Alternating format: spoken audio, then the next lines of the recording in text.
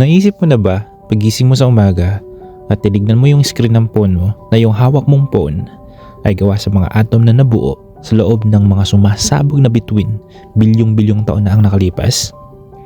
Seryoso, gawa ka sa stardust. Ako, ikaw, lahat tayo.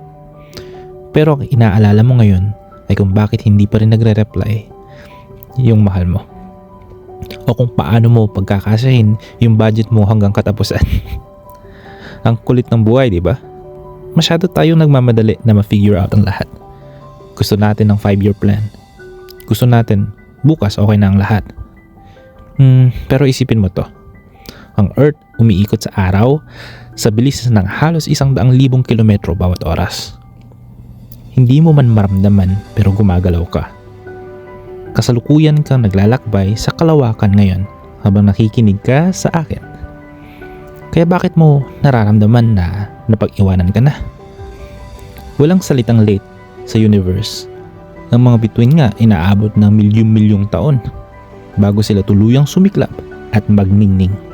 Kahit nga yung kape mo, kailangan ng ilang minuto para lumamig bago mo ito tuluyang ma-enjoy. Kaya bakit mo minamadali ang sarili mong kwento? Hinga ka muna. Tumingin ka sa kisame o sa langit kung nasaan ka man. Hindi mo kailangang planuhin ang susunod na 10 taon ng buhay mo.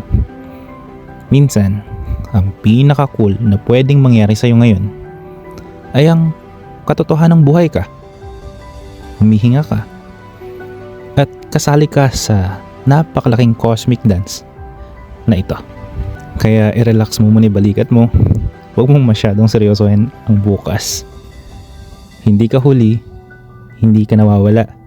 Nasa biyahe ka lang. At kung tatanungin mo ko, napakasaya at napaka-cool nun.